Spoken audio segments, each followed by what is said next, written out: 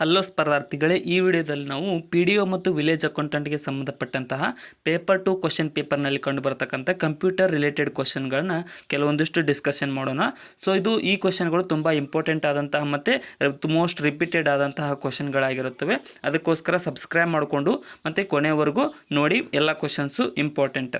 ಮೊದಲನೇದಾಗಿ ಫಂಕ್ಷನ್ನೊಳಗಿನ ಮತ್ತೊಂದು ಫಂಕ್ಷನ್ನ ಹೆಸರೇನು ಅಂತ ಕೇಳಿದರೆ, ಸೊ ಫಂಕ್ಷನ್ನಲ್ಲಿ ಇನ್ನೊಂದು ಫಂಕ್ಷನ್ಗೆ ನಾವು ಏನೆಂದು ಕರೀತೇವೆ ಅಂತ ಅಂದರೆ ಆಪ್ಷನ್ ಡಿ, ಇದನ್ನು ನೆಸ್ಟೆಡ್ ಫಂಕ್ಷನ್ ಎಂದು ಕರೆಯಲಾಗುತ್ತದೆ. ನೆಸ್ಟೆಡ್ ಫಂಕ್ಷನ್ ಅಂತ ಕರಿತೇವೆ ನೋಡಿ, ಫಂಕ್ಷನ್ ಒಳಗಡೆ ಇನ್ನೊಂದು ಫಂಕ್ಷನ್ ಕಂಡು ಬಂದಾಗ.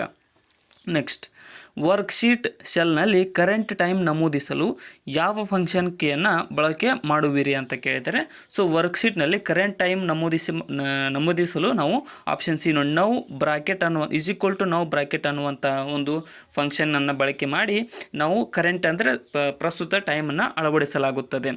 ಇನ್ನು ವರ್ಕ್ ಬುಕ್ನೊಂದಿಗೆ ರಕ್ಷಿತವಾದ ಮೌಲ್ಯಗಳ ನಿರ್ದಿಷ್ಟ ಗಣಕ್ಕೆ ಸಂಬಂಧಿಸಿದ ಪದ ಯಾವುದು ಅಂತ ಕೇಳಿದ್ದಾರೆ ನೋಡಿ. ಸೊ ವರ್ಕ್ ಬುಕ್ನೊಂದಿಗೆ ರಕ್ಷಿತವಾದ ಮೌಲ್ಯಗಳ ನಿರ್ದಿಷ್ಟ ಗಣಕ್ಕೆ ಆಪ್ಷನ್ ಡಿ ಸಿನಾರಿಯೋ ಎಂದು ಕರೆಯಲಾಗುತ್ತದೆ ನೋಡಿ, ಸಿನಾರಿಯೋ ಅಂತ ಕರೀತಾರೆ. ನೆಕ್ಸ್ಟ್, MS ವರ್ಡ್ನ ಕಾಲಮ್ನ ಅಗಲವನ್ನು ತಂತಾನೆ ಹೊಂದಿಸಲು ಈ ಪೈಕಿ ಮಾಡಬೇಕಾದದ್ದೇನು ಅಂತ ಕೇಳಿದರೆ, ಸೊ MS ವರ್ಡ್ನಲ್ಲಿ ಕಾಲಮ್ನ ಅಗಲವನ್ನು ಜಾಸ್ತಿ ಆಟೋಮೆಟಿಕ್ ಇದು ಮಾಡಲು ಆಪ್ಷನ್ ಬಿ ನೋಡಿ, ಕಾಲಮ್ನ ಬಲ ಅಂಚನ್ನು ಡಬಲ್ ಕ್ಲಿಕ್ ಮಾಡುವುದರ ಮೂಲಕ ಈ ಒಂದು ತಂತಾನೆ ಹೊಂದಿಸಲು ಅನುಮತಿ ಮಾಡಿಕೊಡುತ್ತದೆ. ಇನ್ನು ಯಾವ ಹಿನ್ನೆಲೆಯಲ್ಲಿ ಬಣ್ಣವು ಗೋಚರೆಯಾಗದು ಅಂತ ಕೇಳಿದರೆ, ಸೊ ಯಾವ ಬ್ಯಾಕ್ಗ್ರೌಂಡ್ನಲ್ಲಿ ಬಣ್ಣ ಕಂಡು ಬರುವುದಿಲ್ಲ ಅಂತ. ಸೊ ಇವುಗಳಲ್ಲಿ ಆಪ್ಷನ್ ಸಿ ಆಗುತ್ತೆ ನೋಡಿ, ಪ್ರಿಂಟ್ ವ್ಯೂ ಅನ್ನುವಂತಹ ಒಂದು ಇದರೊಳಗಡೆ ಬಣ್ಣವು ಗೋಚರವಾಗೋದಿಲ್ಲ. ಅಂದರೆ ಪ್ರಿಂಟೆಡ್ ನೀವು ನೋಡ್ರಿ ಬ್ಲ್ಯಾಕ್ ಆ್ಯಂಡ್ ವೈಟ್ ಬಂದಿರುತ್ತೆ, ಅದೇ ರೀತಿಯಾಗಿ ಬಣ್ಣ ಅಳಿಸಿ ಹೋಗುತ್ತೆ. ಏರಿಕೆ ಆಪರೇಟರ್ ++ ಎಷ್ಟು ಆಪರ್ಯಾಂಡ್ಗಳ ಮೇಲೆ ಕಾರ್ಯವನ್ನು ನಿರ್ವಹಿಸುತ್ತದೆ ಅಂತ ಕೇಳಿದ್ದಾರೆ. ಸೊ ಏರಿಕೆ ಆಪರೇಟರ್ ++ ಅನ್ನುವಂಥದ್ದು ಆಪ್ಷನ್ ಎ, ಒಂದು ಆಪರ್ಯಾಂಡ್ ಮೇಲೆ ಕಾರ್ಯವನ್ನು ನಿರ್ವಹಿಸುತ್ತದೆ ಇದು. ಸೊ ಕ್ವಶನ್ಸ್ ಸ್ವಲ್ಪ ಟಫ್ ಅನಿಸಿದ್ರು ಕೊನೆವರೆಗೂ ನೋಡಿ ಮತ್ತು ಪಾಸ್ ಮಾಡ್ಕೊಂಡು ಸ್ಲೋ ಆಗಿ ನೋಡ್ಕೊಡ್ರಿ. ಗಣಕಯಂತ್ರದ ಪ್ರೋಗ್ರಾಮ್ ಸಾಮಾನ್ಯವಾಗಿ ಇದರೊಡನೆ ಸಂಬಂಧಿಸಿವೆ ಅಂತ ಕೇಳಿದ್ದಾರೆ. ಸೊ ಗಣಕಯಂತ್ರದ ಪ್ರೋಗ್ರಾಮ್ಗಳು ಸಾಮಾನ್ಯವಾಗಿ ಯಾವುದಕ್ಕೆ ಸಂಬಂಧಿಸಿರುತ್ತವೆ ಅಂತ ಅಂದರೆ ಆಪ್ಷನ್ ಡಿ, ಸಿಂಟ್ಯಾಕ್ಸ್ ದೋಷಗಳು ಮತ್ತು ಲಾಜಿಕ್ ದೋಷಗಳು ಇವೆರಡಕ್ಕೂ ಈ ಒಂದು ಗಣಕಯಂತ್ರದ ಪ್ರೋಗ್ರಾಮ್ಗಳು ಸಂಬಂಧವನ್ನು ಹೊಂದಿರುತ್ತವೆ. ISO ಮತ್ತು OSI ನೆಟ್ವರ್ಕ್ ಮಾದರಿಯಲ್ಲಿ ಎಷ್ಟು ಪದರಗಳಿವೆ? ಎಷ್ಟು ಪದರಗಳು ಈ ಒಂದು ISO ಮತ್ತು OSIನ ನೆಟ್ವರ್ಕ್ನಲ್ಲಿ ಕಂಡುಬರುತ್ತವೆ ಅಂತಂದರೆ ಆಪ್ಷನ್ ಸಿ, 7 ಪದರಗಳು ಕಂಡುಬರುತ್ತವೆ ನೋಡಿ ISO OSI ನೆಟ್ವರ್ಕ್ ಮಾದರಿಯಲ್ಲಿ. ನೆಕ್ಸ್ಟ್, ಯಾವ ವ್ಯೂವನ್ನು ಪವರ್ ಪಾಯಿಂಟ್ನಲ್ಲಿ ಬಳಕೆ ಮಾಡಿ ಸ್ಪೀಕರ್ನ ಪ್ರತಿಕ್ರಿಯೆ ಸೇರಿಸಬಹುದು? ಪವರ್ ಪಾಯಿಂಟ್ನ ಬಳಕೆ ಮಾಡಿ ಸ್ಪೀಕರ್ನ ಪ್ರತಿಕ್ರಿಯೆಯನ್ನು ಸೇರಿಸಬಹುದು ಅಂತಂದರೆ ಆಪ್ಷನ್ ಬಿ, ನೋಟ್ಸ್ ಪೇಜ್ ವ್ಯೂನಲ್ಲಿ ಈ ಒಂದು ಕಾರ್ಯವನ್ನು ನಾವು ಮಾಡಬಹುದಾಗಿದೆ, ಸ್ಪೀಕರ್ನ ಪ್ರತಿಕ್ರಿಯೆಯನ್ನು ಸೇರಿಸಬಹುದು. ನೆಕ್ಸ್ಟ್, ಮೈಕ್ರೋಸಾಫ್ಟ್ ಪವರ್ ಪಾಯಿಂಟ್ನಲ್ಲಿ ಪ್ರೆಸೆಂಟೇಷನ್ಗೆ 2 ಬಗೆಯ ಸೌಂಡ್ ಎಫೆಕ್ಟ್ ಫೈಲ್ಗಳನ್ನು ಸೇರಿಸಬಹುದಾದದ್ದು ಯಾವುದರ ಮೂಲಕ ಅಂತ ಕೇಳಿದ್ದಾರೆ ನೋಡಿ. ಸೊ ಇಲ್ಲಿ ಆಪ್ಷನ್ ಡಿ ನೋಡಿ, dot wave files and dot mid files ಅನ್ನುವಂಥದ್ರೊಂದಿಗೆ ಈ ಒಂದು ಸೌಂಡ್ ಎಫೆಕ್ಟ್ಗಳನ್ನು ಫೈಲ್ಗಳನ್ನು ಸೇರಿಸಬಹುದಾಗಿದೆ. ಯಾವುದರಲ್ಲಿ ಅಂದರೆ ಮೈಕ್ರೋಸಾಫ್ಟ್ ಪವರ್ ಪಾಯಿಂಟ್ ಪ್ರೆಸೆಂಟೇಷನ್ದಲ್ಲಿ, ಅಂದರೆ PPTದಲ್ಲಿ ಪವರ್ ಪಾಯಿಂಟ್ ಪ್ರೆಸೆಂಟೇಷನ್ದಲ್ಲಿ ಸೌಂಡ್ ಎಫೆಕ್ಟ್ನ ಈ ರೀತಿಯಾಗಿ ಸೇರಿಸಬಹುದಾಗಿದೆ. ಇನ್ನು MS ಪವರ್ ಪಾಯಿಂಟ್ನಲ್ಲಿ ಸ್ಲೈಡು ನಿರೂಪಣೆ ಮಾಡುವಾಗ ಒಂದಾದ ಮೇಲೊಂದು ಹೈಪರ್ ಲಿಂಕ್ ಆಯ್ಕೆ ಮಾಡುವ ಬಗೆ ಯಾವುದು? ಯಾವ ಟ್ಯಾಬನ್ನು ನಾವು ಯೂಸ್ ಮಾಡ್ತೀವಿ ಅಂತ ಅಂದರೆ ಆಪ್ಷನ್ ಸಿ, ಟ್ಯಾಬ್ ಅನ್ನುವಂಥದ್ದನ್ನು ಬಳಸಿ ನಾವು MS ಪವರ್ ಪಾಯಿಂಟ್ನಲ್ಲಿ ಸ್ಲೈಡು ನಿರೂಪಣೆ ಮಾಡುವಾಗ ಒಂದಾದರ ಮೇಲೆ ಒಂದು ಹೈಪರ್ ಲಿಂಕನ್ನು ಆಯ್ಕೆ ಮಾಡಬಹುದಾಗಿದೆ. ಇನ್ನು ಈ ಕೆಳಗಿನವುಗಳ ಪೈಕಿ ಯಾವುದು ಪವರ್ ಪಾಯಿಂಟ್ ವ್ಯೂ ಅಲ್ಲ ಅಂತ ಕೇಳಿದ್ದಾರೆ ನೋಡಿ, ಅಂದರೆ PPTಯ ವ್ಯೂ ಯಾವುದು ಅಲ್ಲ ಕೆಳಗಿನವುಗಳಲ್ಲಿ? ಇಲ್ಲಿ ಸರಿಯಾದ ಉತ್ತರ ಆಪ್ಷನ್ ಡಿ ನೋಡಿ, ಔಟ್ಲೈನ್ ವ್ಯೂ ಅನ್ನುವಂಥದ್ದು ಒಂದು ಪವರ್ ಪಾಯಿಂಟ್ ವ್ಯೂ ಆಗಿರುವುದಿಲ್ಲ. ಇನ್ನು ಸ್ಲೈಡ್ ಶೋ, ಸ್ಲೈಡ್ ವ್ಯೂ ಮತ್ತು ಪ್ರೆಸೆಂಟೇಷನ್ ವ್ಯೂ 3 ಪವರ್ ಪಾಯಿಂಟ್ನ ವ್ಯೂಗಳು. ಯಾವ ವ್ಯೂನಿಂದ ಸ್ಲೈಡ್ ಸ್ಟಾರ್ಟರ್ನ ಪಡೆಯಬಹುದಾಗಿದೆ? ಸ್ಲೈಡ್ ಸ್ಟಾರ್ಟರ್ನ ಯಾವ ವ್ಯೂನಿಂದ ಪಡೆಯಬಹುದು ಅಂತ ಅಂದರೆ ಇಲ್ಲಿ ಸರಿಯಾದ ಉತ್ತರ ಆಪ್ಷನ್ ಡಿ ನೋಡಿ, V1 ಅನ್ನುವಂಥದ್ರ ಮೂಲಕ ನಾವು ಈ ಒಂದು ಸ್ಲೈಡ್ ಸ್ಟಾರ್ಟರನ್ನು ಪಡೆಯಬಹುದು. ನೆಕ್ಸ್ಟ್, ಪ್ರಚಲಿತ ನಿರೂಪಣೆಯಲ್ಲಿ ಹೊಸ ಸ್ಲೈಡ್ ಸೇರ್ಪಡೆಗೆ ಕಿರುದಾಗಿ ಏನನ್ನು ಯೂಸ್ ಮಾಡ್ತೀವಿ? ಹೊಸ ಸ್ಲೈಡ್ ಬೇಕಂತಂದರೆ ಯಾವ ಶಾರ್ಟ್ಕಟ್ ಕೀಯನ್ನು ಯೂಸ್ ಮಾಡ್ತೀವಿ ಅಂತ ಕೇಳಿದ್ದಾರೆ.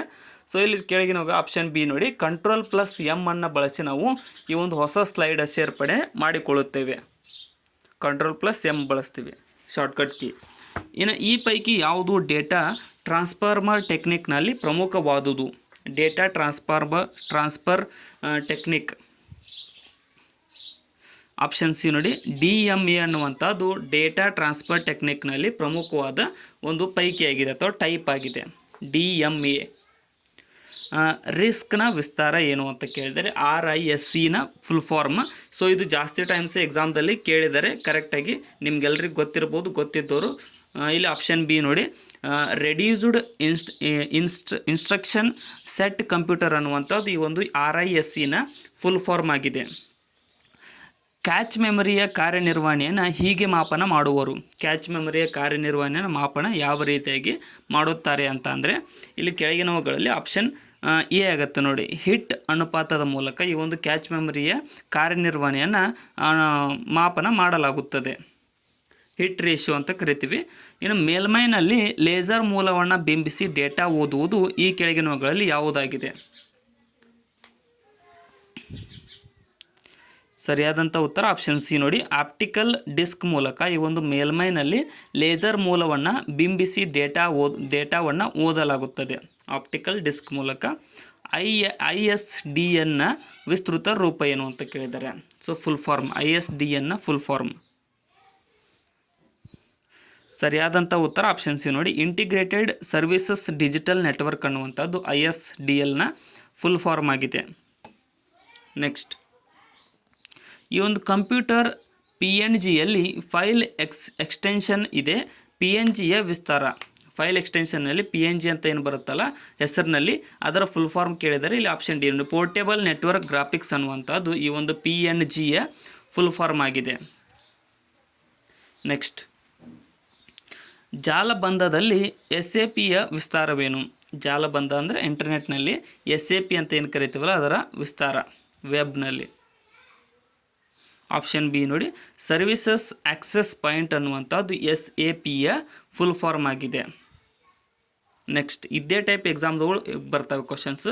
MS ಎಕ್ಸೆಲ್ನ ಹೊಸ ವರ್ಕ್ ಬುಕ್ನಲ್ಲಿ ಕೀ ಆದಂತಹ ಹೊಸ ಮಾಹಿತಿ ಡಿಫಾಲ್ಟ್ ಶೈಲಿ ಯಾವುದಾಗಿದೆ? ಸರಿಯಾದ ಉತ್ತರ ಆಪ್ಷನ್ ಬಿ ನೋಡಿ, ನಾರ್ಮಲ್ ಅನ್ನುವಂಥದ್ದು ಈ ಒಂದು MS ಎಕ್ಸೆಲ್ನ ಹೊಸ ವರ್ಕ್ ಬುಕ್ನಲ್ಲಿ ಕೀ ಆದ ಹೊಸ ಮಾಹಿತಿಯ ಡಿಫಾಲ್ಟ್ ಶೈಲಿಯಾಗಿದೆ. ಆಯ್ಕೆಯಾದ ಸೆಲ್ಗಳಿಂದ ಚಾರ್ಟ್ ಉಂಟು ಮಾಡಲು ಯಾವ ಕೀಬೋರ್ಡ್ ಕಿರುದಾಗಿ ಬಳಕೆ ಮಾಡಬೇಕು ಅಂತ ಕೇಳಿದರೆ, ಸೊ ಈ ಸೆಲ್ಗಳಿಂದ ಚಾರ್ಟನ್ನು ಉಂಟು ಮಾಡಬೇಕಂದ್ರೆ ಯಾವ ಶಾರ್ಟ್ಕಟ್ ಕೀಯನ್ನು ಬಳಸೋದಂದ್ರೆ ಆಪ್ಷನ್ ಎ F11 ಬಳಸಲಾಗುತ್ತದೆ. ನೆಕ್ಸ್ಟ್, ಈ ಕೆಳಗಿನ ಫಂಕ್ಷನ್ಗಳ ಪೈಕಿ ಯಾವುದನ್ನು ಹೊರತುಪಡಿಸಿ ಲಾಜಿಕಲ್ ಫಂಕ್ಷನ್ನ ಫಾರ್ಮುಲಾದಲ್ಲಿ ಫಲಿತಾಂಶವಾಗಿ ಟ್ರೂ ಅಥವಾ ಫಾಲ್ಸ್ ತೋರುವುದು ಯಾವುದು ಅಂತ ಕೇಳಿದರೆ, ಟ್ರೂ ಆರ್ ಫಾಲ್ಸ್ ಅಂತ ಯಾವುದು ತೋರುತ್ತದೆ ಇಲ್ಲಿ ಕೆಳಗಿನವುಗಳಲ್ಲಿ? ಆಪ್ಷನ್ ಸಿ, ಇಫ್ ಅನ್ನುವಂಥದ್ದು ಈ ಒಂದು ಟ್ರೂ ಆರ್ ಫಾಲ್ಸ್ ತೋರುತ್ತದೆ ಲಾಜಿಕಲ್ ಫಂಕ್ಷನ್ ಫಾರ್ಮುಲಾದಲ್ಲಿ ಫಲಿತಾಂಶವಾಗಿ. ನೆಕ್ಸ್ಟ್, ಈ ಮೆನುಗಳ ಪೈಕಿ ಯಾವುದರಿಂದ ಮೈಕ್ರೋಸನ್ನು ಕಾರ್ಯಗತಗೊಳಿಸಬಹುದು? ಮೈಕ್ರೋಸನ್ನು ಯಾವುದರಿಂದ ನಾವು ಕಾರ್ಯಗತಗೊಳಿಸಬಹುದು ಅಂತ ಕೇಳಿದರೆ, ಸೊ ಇಲ್ಲಿ ಸರಿಯಾದಂಥ ಉತ್ತರ ಆಪ್ಷನ್ ಡಿ ನೋಡಿ, ಟೂಲ್ಸ್ ಮೂಲಕ ಈ ಒಂದು ಮೈಕ್ರೋಸನ್ನು ನಾವು ಕಾರ್ಯಗತಗೊಳಿಸಬಹುದಾಗಿದೆ, ಟೂಲ್ಸ್ ಮೂಲಕ. ನೆಕ್ಸ್ಟ್, ಯಾವ ಫಂಕ್ಷನ್ ರೋ ಡೇಟಾವನ್ನು ಕಾಲಮ್ನಲ್ಲಿ ಕಾಲಮ್ ಡೇಟಾವನ್ನು ರೋನಲ್ಲಿ ಪ್ರದರ್ಶಿಸುತ್ತದೆ? ಯಾವ ಫಂಕ್ಷನ್ ರೋ ಡೇಟಾವನ್ನು ಕಾಲಮ್ ಒಳಗಡೆ, ಕಾಲಮ್ ಡೇಟಾವನ್ನು ರೋದೊಳಗಡೆ? ಇಲ್ಲ ಆಪ್ಷನ್ ಎ ನೋಡಿ, ಟ್ರಾನ್ಸ್ಪೋಸ್ ಅನ್ನುವಂತಹ ಒಂದು ಫಂಕ್ಷನ್ ಕೀಯನ್ನು ನಾವು ಬಳಸಿದಾಗ ಕಾಲಮ್ ಇದ್ದಿದ್ದು ರೋಲ್ಸ್ ಆಗ್ತವೆ, ರೋಲ್ಸ್ ಇದ್ದಿದ್ದು ಕಾಲಮ್ ಆಗ್ತವೆ. ನೆಕ್ಸ್ಟ್, ಕಂಡೀಷ್ನಲ್ ಫಾರ್ಮೇಟಿಂಗ್ ಅನ್ವಯಿಸಿ ಡ್ಯಾಶ್ಗೆ ಪ್ರತಿಯಾದ ನಿರ್ಬಂಧವನ್ನು ಪರಿಶೀಲಿಸಬಹುದು. ಸರಿಯಾದ ಪದ ಆಯ್ಕೆ ಮಾಡಿ. ಅಲ್ಲಿ ಅನ್ವಯಿಸಿ ಡ್ಯಾಶ್ಗೆ ಅಂತ ಇದೆಯಲ್ಲ ಅದು ಬಿಟ್ಟ ಸ್ಥಳವನ್ನು ತುಂಬಿರಿ ಅಂತ ಕೇಳಿದರೆ, ಸೊ ಇಲ್ಲಿ ಆಪ್ಷನ್ ಸಿ ನೋಡಿ, ಮೇಲಿನ ಎರಡು ಅಂದರೆ ಸೆಲ್ ವ್ಯಾಲ್ಯೂ ಮತ್ತು ಫಾರ್ಮುಲಾ ಇವೆರಡನ್ನು ನಾವು ಅಲ್ಲಿ ರಿಪ್ಲೇಸ್ ಮಾಡಬಹುದಾಗಿದೆ. ಕಂಡೀಷನಲ್ ಫಾರ್ಮುಲೇಟಿಂಗ್ ಅನ್ವಯಿಸಿ ಸೆಲ್ ವ್ಯಾಲ್ಯೂಗೆ ಪ್ರತಿಯಾದ ನಿರ್ಬಂಧವನ್ನು ಪರಿಶೀಲಿಸಬಹುದು ಅಥವಾ ಫಾರ್ಮುಲಾಗೆ ಪ್ರತಿಯಾದ ನಿರ್ಬಂಧವನ್ನು ಅನುಸರಿಸಬಹುದು. ವಿ ಲುಕ್ಅಪ್ ಫಂಕ್ಷನ್ನ ಉಪಯೋಗವೇನು? ವಿ ಲುಕ್ಅಪ್ ಅನ್ನುವಂಥ ಫಂಕ್ಷನ್ ಕೀಯ ಉಪಯೋಗ